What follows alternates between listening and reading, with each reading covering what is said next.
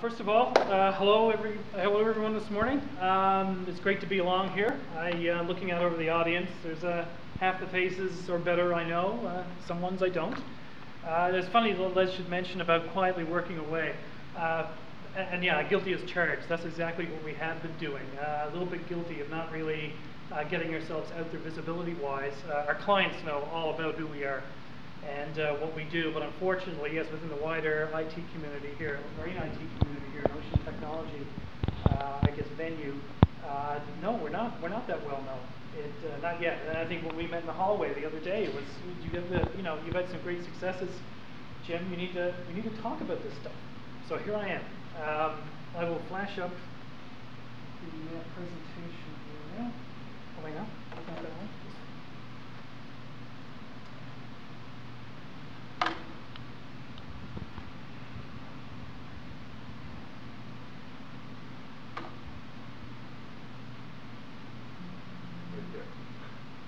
Yes.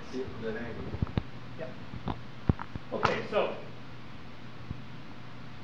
I guess just a little background, and some of you would already know this, but again, I'll without inflicting what we used to call an Navy death by PowerPoint, I'll just run through a handful of slides to show what we're doing, where we've come from, and what we're currently involved in. I guess the flagship product right now we offer is a marine portable piloting unit, and I'll talk about that in a bit. And in fact, the presentation I'm going to give this morning will be centered on that, because that's far away where most of our successes are, the niche markets that Les had referred to. And it's been a heck of a year. I mean, we've done really good. More good news to come shortly. But anyways, with no further ado, I'll kick off. NavSim was founded in 2002 as a spin-off from the National Research Council. The previous owner, Dr. Piotr Wachsławik, had his vision was to create this very versatile cross-platform charting system, software system with elements of simulation in it, and to really march that ahead into recreational and commercial markets.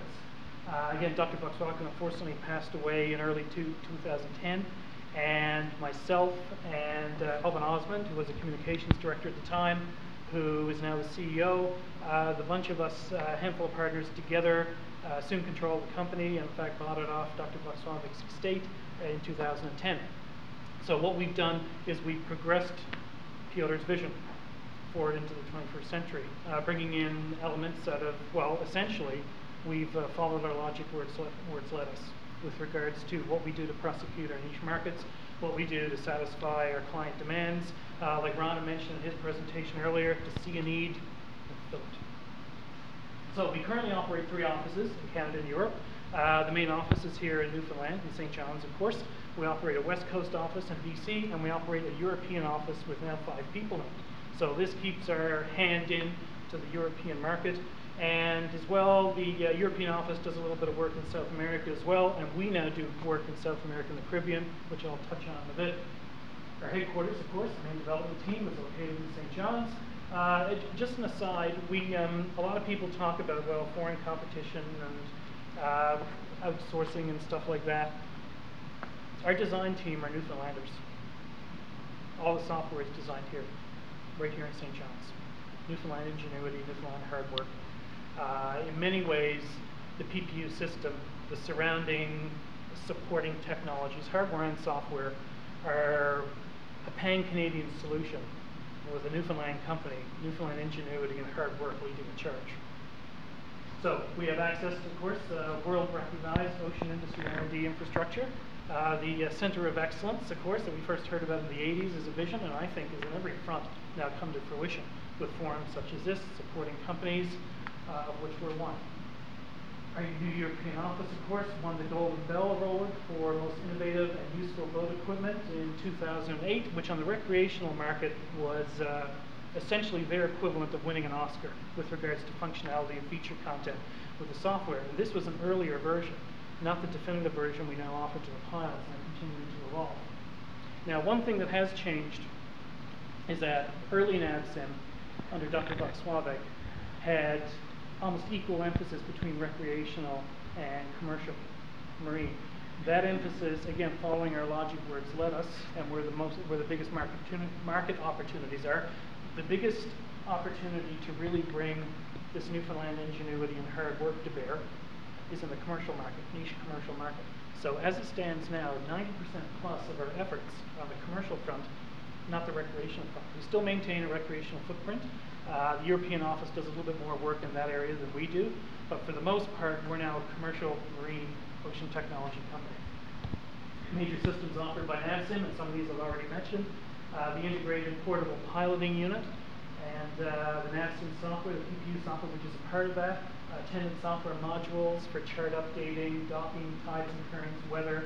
A lot of this is very arcane technical stuff, which I'll touch on later on in the slides. But essentially, what we offer, the system we offer, and this is a question I get asked more than anything, what exactly is it NavSim sells?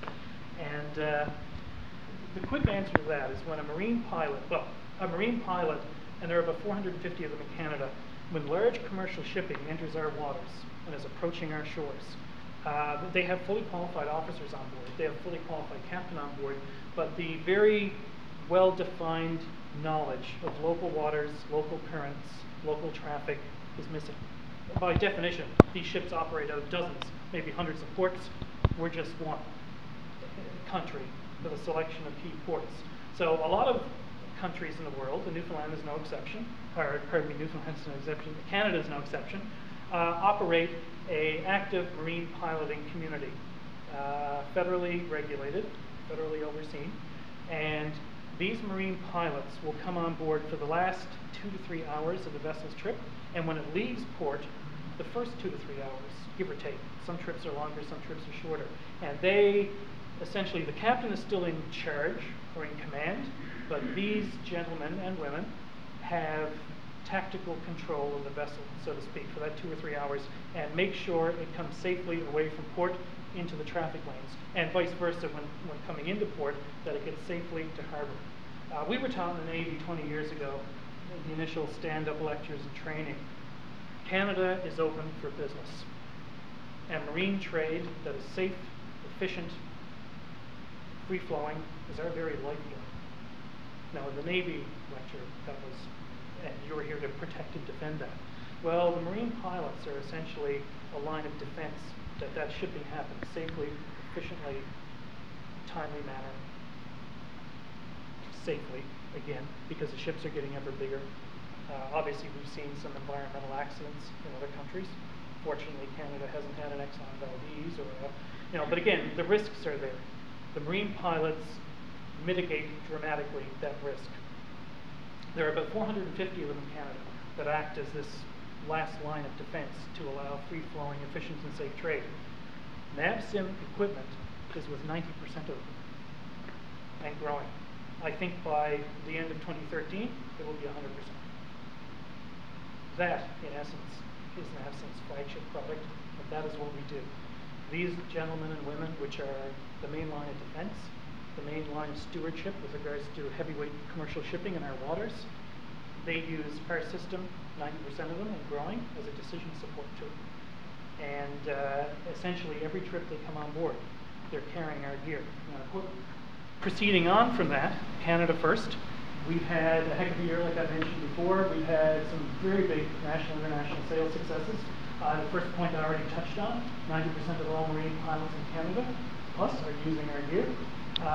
NavSim PPU systems are now also in service on the international front with major organizations, Puget Sound Pilots in Seattle, an American sale, Savannah Pilots, of course, as well as the Dirkslager Pilots in the Netherlands, and a recent win for us, the first big sale overseas in Australia, the Brisbane Marine Pilots.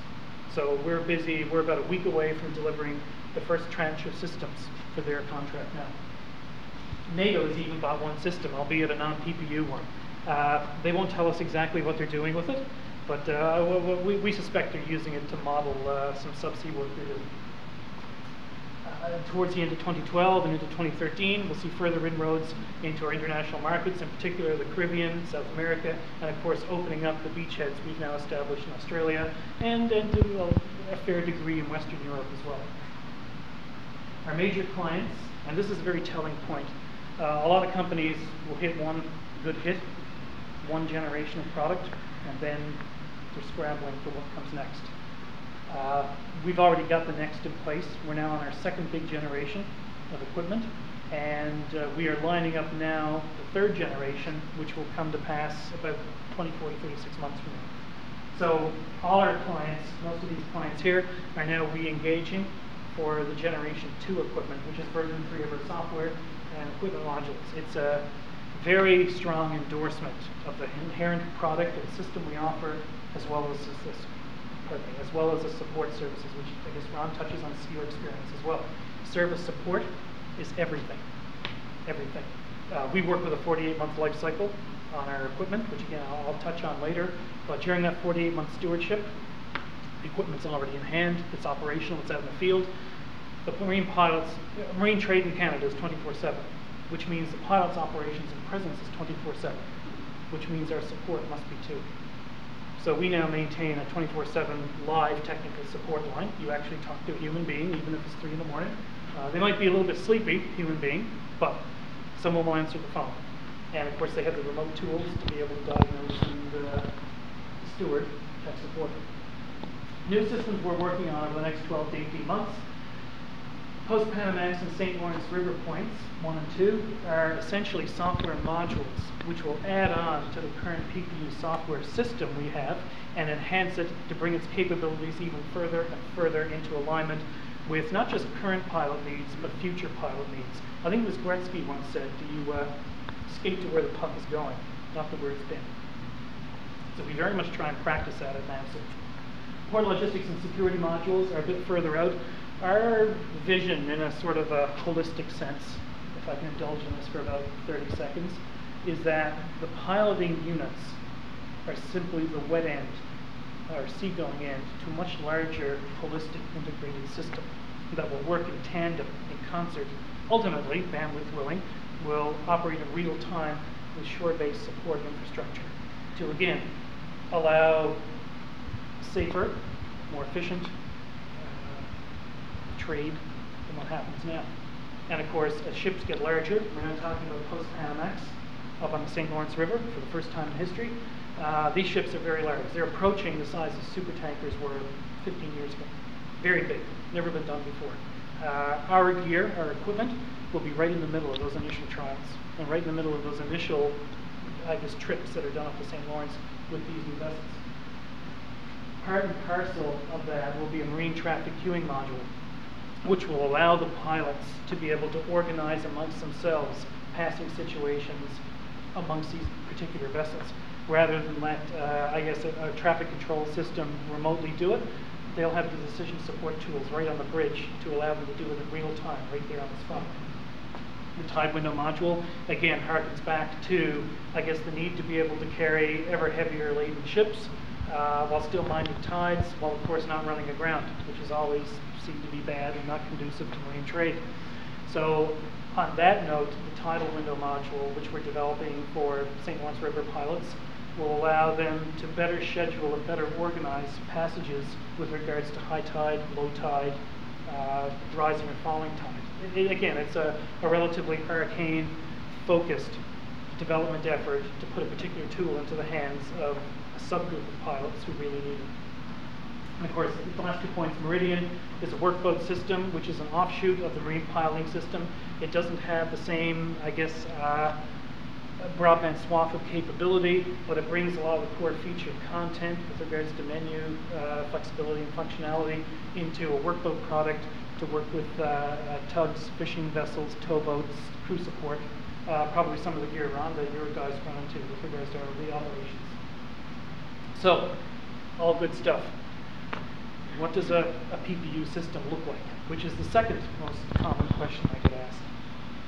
Essentially, these components right here are what constitute a PPU system, which at a distance would look just like a rather large laptop bag, although we do offer a rigid container option as well. And inside, these are the main components you have. So of course, ruggedized PC, typically Panasonic Toughbook or similar model, with our software developed in-house completely and supported and progressed in-house.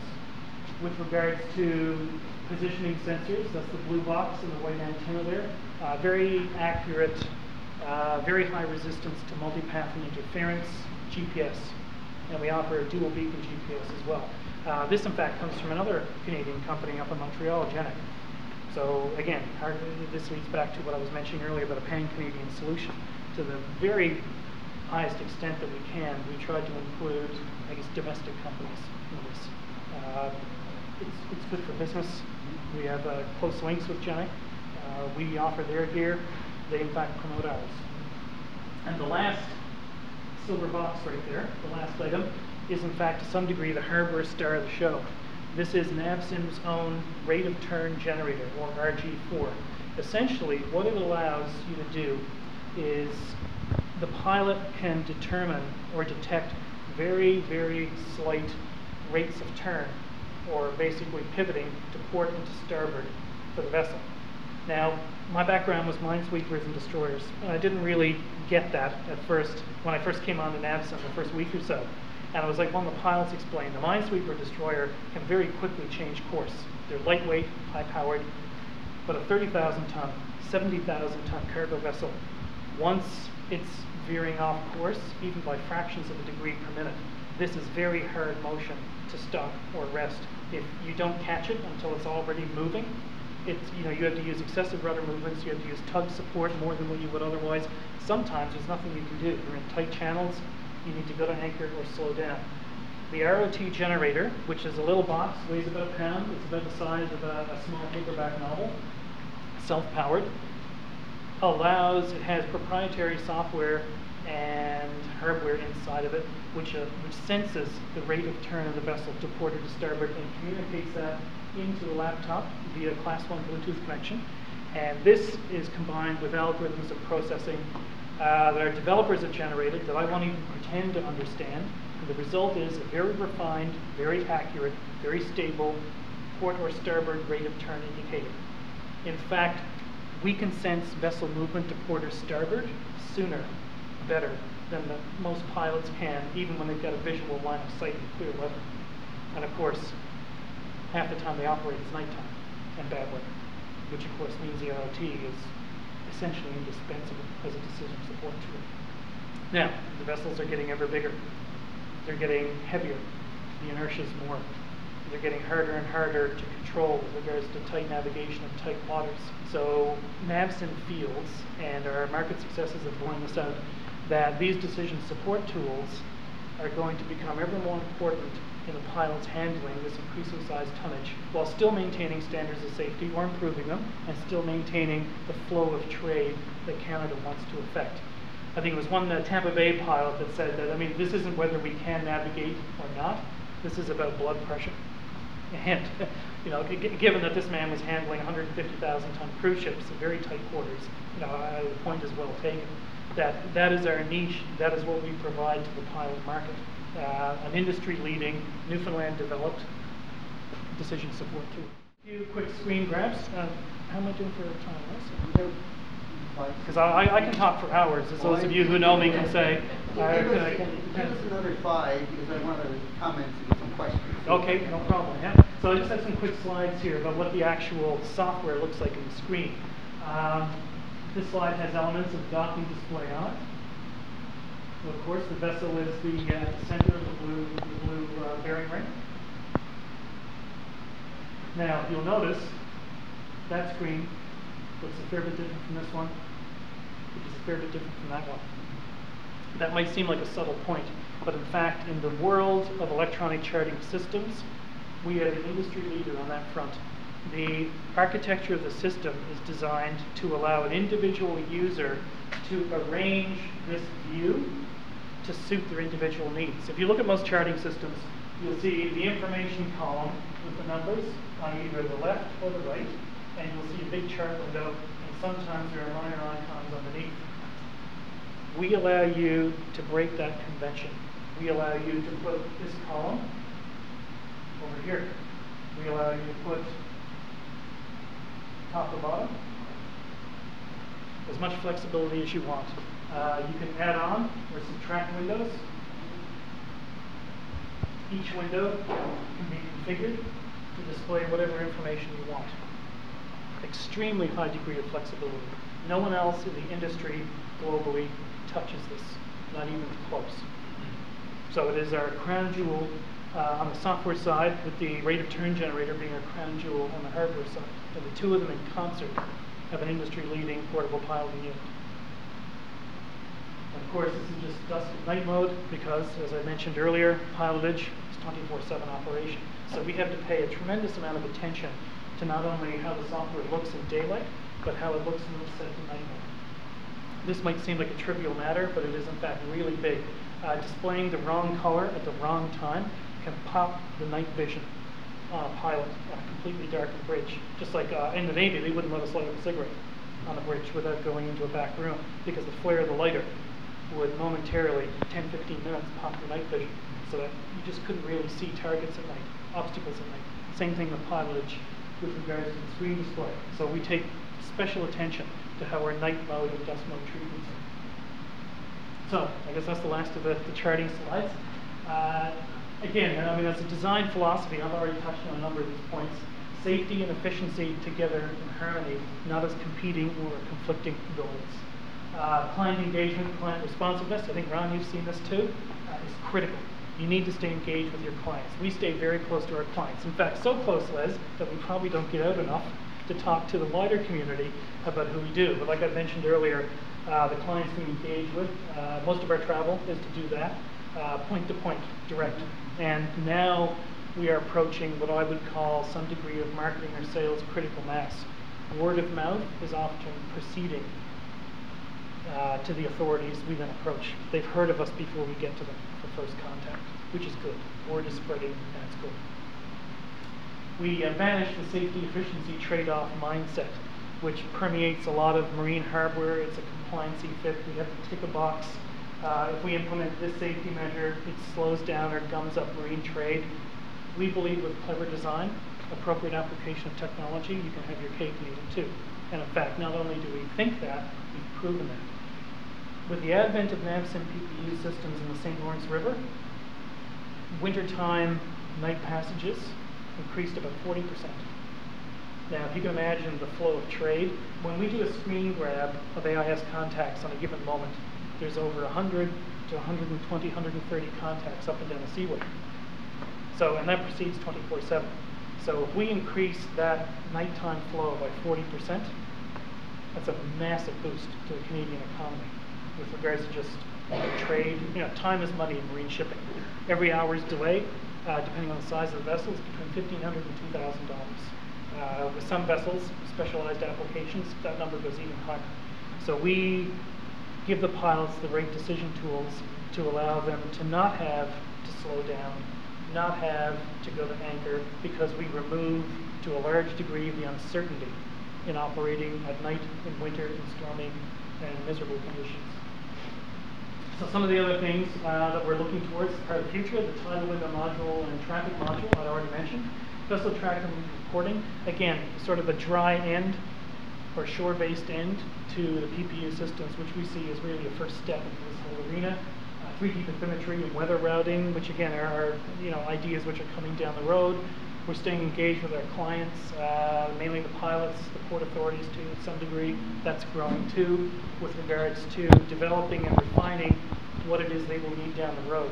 Skate to where the puck is going, not to where it's been. Just as an aside, we did a Costa Concordia reconstruction based on publicly available AIS data. To my knowledge, we were the first ones talking about catastrophic engine failure post-collision before anyone else was in the news. Now, our European office handled most of the PR for that, but our reconstruction of the accident allowed people to look and see that there had been a catastrophic engine failure, and in fact, it was only current and wind that brought the ship back onto the rocks. Grace of God, in fact, because if she continued to go off into deeper water and then some, it would have been much more tragic than what it was. And the smart river projects that our European office has also been involved in, Orinoco River down in South America, Venezuela, and the Oder River, which is something we're working towards and planning. In summation, we're looking to achieve a pilot's ports navigation solution which is integrated, holistic, advanced, and second to none in the world. Thank you. Thank you. Thank you very much.